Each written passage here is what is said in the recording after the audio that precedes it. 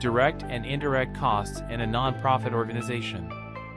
Nonprofit organizations play a vital role in society by addressing various social, economic, and cultural issues. These organizations operate with a primary goal of serving the community rather than earning profits. However, just like any other business, nonprofits have costs associated with their operations. Understanding the types of costs, how to record them, and their impact on the organization's financial health is essential for effective financial management. This article will explain the difference between direct and indirect costs for a nonprofit and how to record those costs. Direct costs. Direct costs are expenses that are directly attributable to a particular program, service, or product. These costs can be easily identified and traced to a specific activity, such as salaries and wages, supplies, and equipment. In a nonprofit context, direct costs can be further broken down. 1. Program costs. These are costs that are directly related to the delivery of a specific program or service.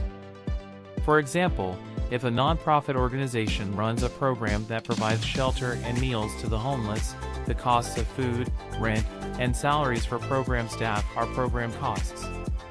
2. Salaries and wages of program staff. Nonprofit organizations have program staff who work directly on delivering services to the community.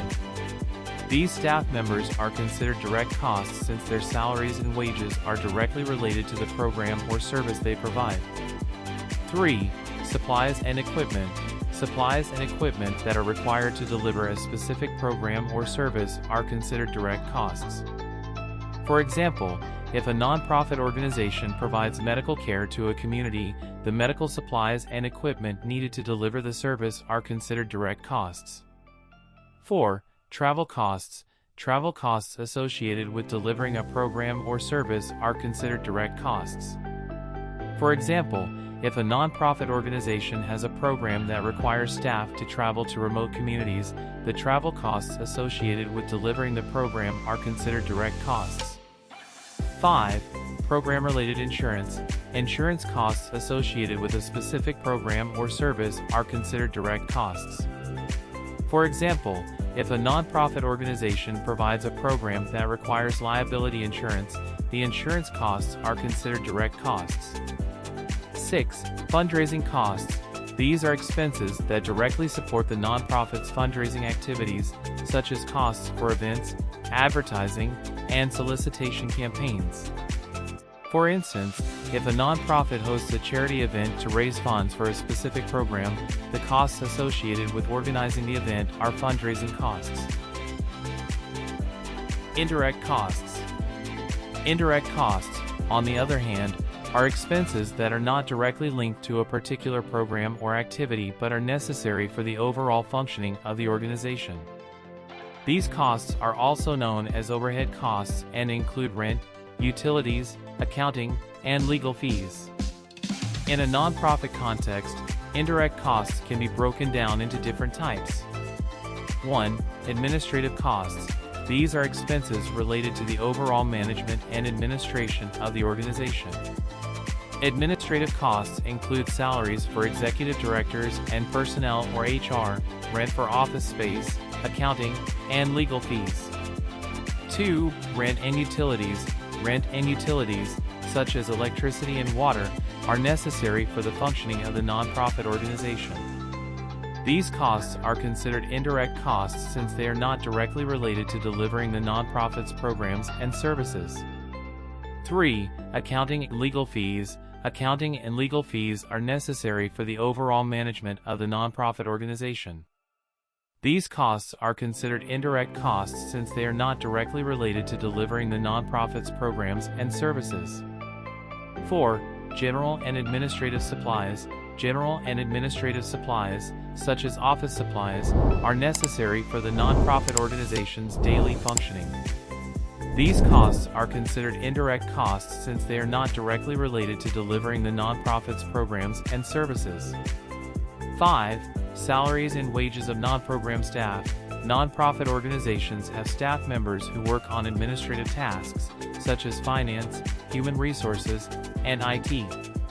These staff members are considered indirect costs since their salaries and wages are not directly related to delivering the nonprofit's programs and services. 6. General and support costs. These costs are incurred in support of the organization's programs and activities. For example, office supplies, IT equipment, and general maintenance are general and support costs. Recording direct and indirect costs. Recording direct and indirect costs accurately is essential for maintaining financial transparency and ensuring compliance with regulatory requirements. Nonprofit organizations can use a financial management system, such as QuickBooks or Sage 50, to record and track their expenses. Here is how to record direct and indirect costs. 1. Direct costs. Direct costs should be recorded as expenses under the specific program or fundraising activity that they relate to. This can be achieved by assigning each program or fundraising activity a unique code that can be used to track related expenses. For example, a nonprofit organization then has two programs, Program A and Program B, and can create a unique code for each program, and then all expenses related to Program A can be coded under the Program A code and all expenses related to Program B can be coded under the Program B code. Direct costs should be allocated based on the actual time an employee is or is expected to work on the program. 2. Indirect costs. Indirect costs should be recorded as overhead expenses. This includes all general and administrative costs, such as rent, utilities, and salaries for non-program staff. These expenses can be recorded under a specific account code called indirect costs or overhead expenses. The criteria used to determine indirect cost allocations in a nonprofit organization may vary depending on the organization's specific circumstances and the requirements of its funders. Allocation base. The allocation base is a factor that is used to distribute indirect costs across different programs or activities. The allocation base should be chosen based on the nature of the organization's activities and the types of expenses being allocated. Fairness and equity.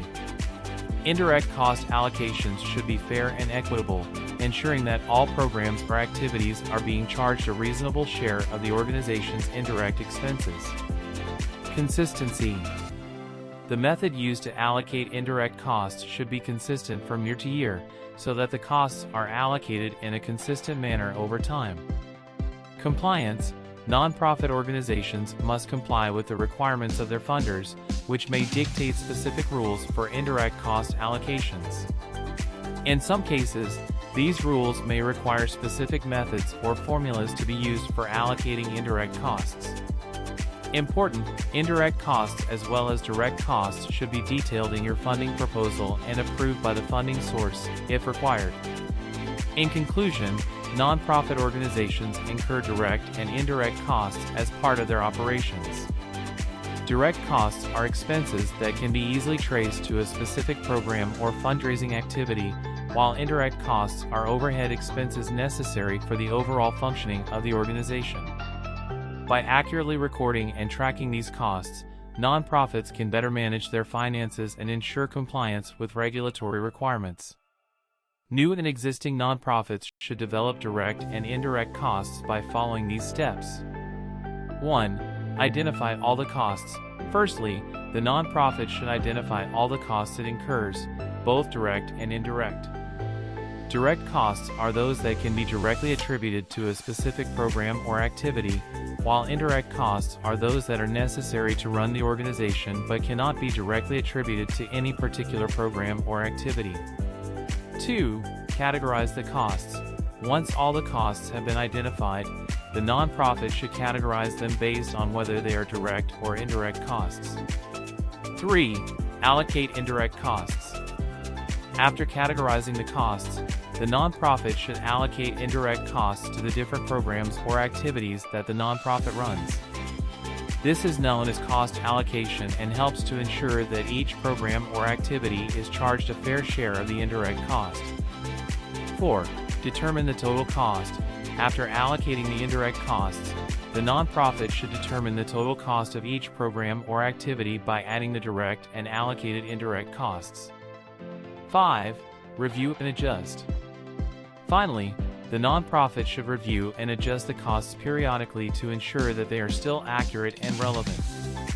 As the nonprofit grows and changes, the costs may also change, so it is important to review them regularly. It is important to note that developing direct and indirect costs can be complex and may require the help of a financial professional. Nonprofits should also be transparent about their costs and make sure their donors and stakeholders are aware of how their contributions are being used. Searching the internet will provide you with sample cost allocation worksheets that you can use as a guideline to develop your allocation. Thank you for watching.